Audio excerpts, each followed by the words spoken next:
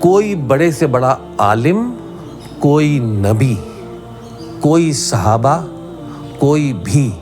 جنت میں نہیں جا سکتا جب تک اللہ تعالیٰ کی رحمت نہ ہو، اور یہ حدیث ہے۔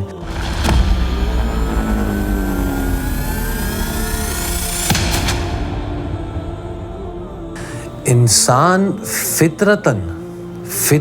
بہت ناشکرہ پیدا ہوا ہے۔ کئی دفعہ ہم دیکھتے ہیں کہ کبھی انسان شکر نہیں کرتا اپنے اس حال کے اوپر جس حال میں اس کو اللہ تعالیٰ نے رکھا ہوا ہے۔ قرآن کے اندر یہ ذکر شروع ہوتا ہے سورہ فجر کے اندر آیت نمبر 14 سے۔ اللہ تعالیٰ فرماتے ہیں کہ بے شک تمہارا پروردگار طاق میں ہے۔ اب اللہ تعالیٰ اگر کچھ کر نہیں رہے تو اللہ تعالیٰ برداشت کر رہے ہیں، لیکن اللہ تعالیٰ طاق میں ہے۔ ہماری ایک ایک حرکت کو، ہماری ایک ایک چیز کو، ہماری ایک ایک نافرمانی کو اللہ تعالیٰ دیکھ رہے ہیں۔ جو فرشتے ہیں کرام کاتبین، وہ اور ہر وہ فرشتہ جس کا یہ ذمہ داری اللہ تعالیٰ نے لگائی ہے، وہ لکھتے جا رہے ہیں ایک ایک چیز کو۔ جب قیامت کے دن وہ ساری چیزیں سامنے لائی جائیں گی تو قرآن کے اندر موجود ہے یہ لفظ، کافر کہے گا کہ یہ کیسی کتاب ہے۔ اس کتاب میں ہر چیز لکھی ہوئی ہے کہ یہ کیسی کتاب ہے کہ نہ چھوٹی چیز کو چھوڑتی ہے نہ بڑی چیز کو، ایک ایک چیز اس میں لکھی جا رہی ہے اور وہ سب سامنے لائی جائے گی۔ جب انسان کے اوپر مشکلات آتی ہیں، اللہ تعالیٰ فرماتے ہیں سورہ فجر کے اندر کہ انسان بڑا ہی عجیب مخلوق ہے کہ جب ہم اس کو آزماتے ہیں پیسہ دے کر، ہم اس کو آزماتے ہیں اس کی روزی فراخ کر کے، تو وہ اللہ تعالیٰ کے شکر ادا کرنے میں کوئی کمی نہیں چھوڑتا۔ کہتا ہے کہ ہاں اللہ تعالیٰ نے مجھے بڑی عزت بخشی، اللہ تعالیٰ نے مجھے کتنا اچھا رکھا ہوا ہے، کتنا صحیح رکھا ہوا ہے، میں کتنا خوشحال ہوں، ساری چیزیں۔ لیکن جب اللہ تعالیٰ فرماتے ہیں کہ جب ہم اس کو دوسری دفعہ دوسرے طریقے سے آزماتے ہیں کہ اس پر روزی تنگ کر دیتے ہیں، اس کے اوپر مشکل کر دیتے ہیں دنیا کی زندگی کو، تو وہ کہتا ہے جواب میں کہ اللہ تعالیٰ نے میرے ساتھ کیا کر دیا، مجھے میرے پروردگار نے ذلیل کر دیا۔ اب وہ اس سچویشن میں وہ ساری چیزیں بھول جاتا ہے کہ اللہ تعالیٰ نے اس کو آنکھیں ابھی بھی دی ہیں کہ وہ دیکھ سکے دنیا کو، اللہ تعالیٰ نے اس کو ہاتھ ابھی بھی دی ہیں، زبان ابھی بھی دی ہے، ٹانگیں ابھی بھی دی ہیں، اس کے سارے جسم کے اعضاء، اس کے سوچنے سمجھنے کی صلاحیت سب ویسی کی ویسی موجود ہے، لیکن اللہ تعالیٰ اس کو آزما رہے ہیں جیسے پہلے آزمایا تھا پیسہ دے کر۔ ہم یہ سمجھتے ہیں کہ یہ ہمارا حق تھا جو ہم نے ارن کیا، جو پیسہ ہم نے کمایا، یہ ہم حقدار ہیں، ہم اتنے اسمارٹ ہیں، ہم اتنے انٹیلیجنٹ ہیں، ہم اتنے اسکلفل ہیں کہ ہم یہ چیزیں ارن نہیں کریں گے تو اور کون کرے گا، ہم ہی تو ہیں اس لائق جو ہم ارن کرتے ہیں۔ تم اس لائق نہیں ہو، تم تو اپنی اگلی سانس کو چلانے کی بھی لائق نہیں ہو۔ یہ چیز اللہ تعالیٰ نے تمہیں آزمانے کے لیے رکھی کہ تم اس کو کس طریقے سے استعمال کرتے ہو، اور اسی چیز کا سوال قیامت کے دن ہوگا کہ تمہیں جو مال دیا، جو تم نے جس طریقے سے بھی کمایا، ایک تو پہلا سوال یہ ہوگا کہ کس طریقے سے کمایا، لیکن اگر تم نے حلال طریقے سے بھی کمایا اور اگر اس کی مال کی حوث یا مال یا تمہارے دولت کی جو ویلیو ہے وہ تمہارے اندر زیادہ ہو گئی اللہ تعالیٰ کے حکم سے، تو اس کا سوال ہوگا۔ تو جب اللہ تعالیٰ نے تمہیں دیا تو تم نے اس وقت تو بڑا شکر ادا کیا، حالانکہ تم نے اس کو اس طریقے سے استعمال نہیں کیا جس طریقے سے اللہ تعالیٰ نے استعمال کرنے کا تمہیں حکم دیا ہے، کیونکہ تمہیں کچھ پتہ ہی نہیں ہے کہ کیا لکھا ہے قرآن میں، کیا لکھا ہے تمہیں کچھ پتہ ہی نہیں ہے، تمہارے پاس مال آ گیا، دیٹس اٹ، تم سمجھ رہے ہو ہاں تمہیں اللہ تعالیٰ نے بہت خوش ہے، اللہ تعالیٰ تم سے، اللہ تعالیٰ تمہیں سے خوش نہیں ہے، اللہ تعالیٰ تمہیں آزما رہے ہیں۔ اس وقت تو پھر بھی تم بہت خوش ہو، لیکن جب اللہ تعالیٰ نے تمہیں دوسرے طریقے سے آزمایا کہ وہ روزی تمہارے پر تنگ کر دی، تو تم نے یہ کہنا شروع کر دیا کہ مجھے تو ذلیل کر دیا دنیا کے اندر، میرے پاس تو کچھ ہے ہی نہیں، میں تو کچھ کرنے کے قابل ہی نہیں ہوں،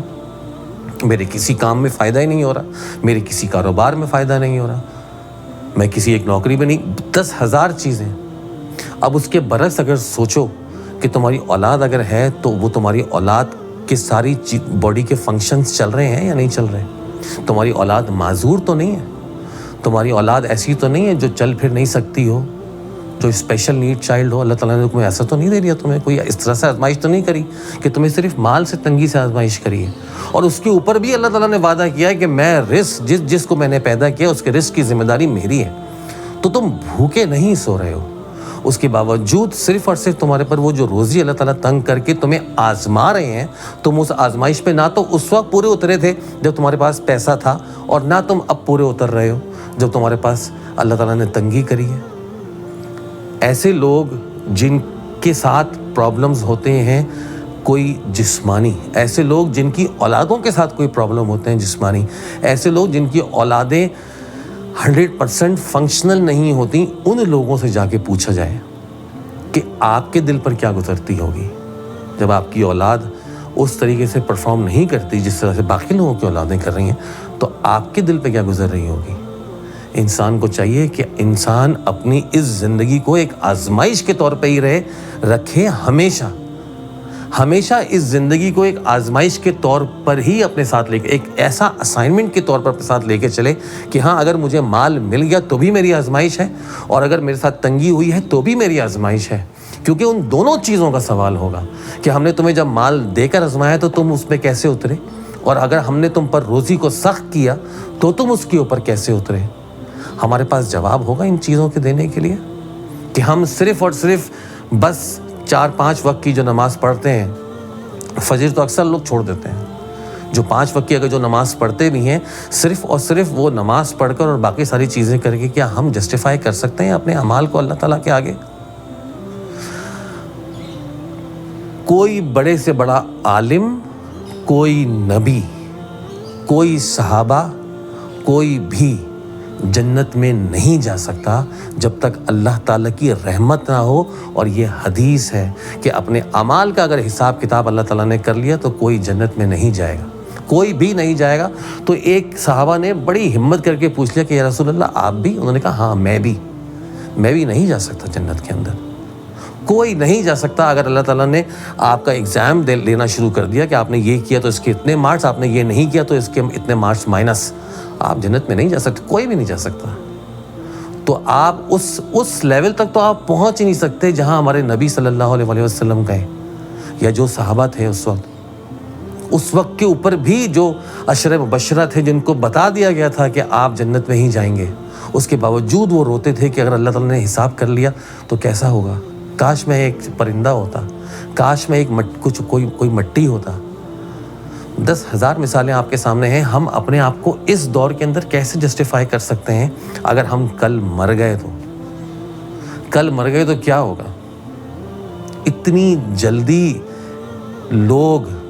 مرنے کے بعد آپ کو بھولیں گے، اور بھولتے ہیں کہ آپ کو اس کا اندازہ ہے نہیں۔ اگر آپ کو اس کا اندازہ کرنا ہے تو جو آپ کے رشتہ دار مر چکے ہیں، آپ یہ سوچ لیجئے کہ آپ ان کو کتنا یاد کرتے ہیں۔ اللہ تعالیٰ ہم سب کو توفیق دے کہ ہم جو کہیں اس پر عمل بھی کر سکیں۔ انشاءاللہ آپ سے ملاقات ہوگی ایک اگلی ویڈیو میں۔ اپنا خیال رکھیے۔ السلام علیکم ورحمۃ اللہ وبرکاتہ۔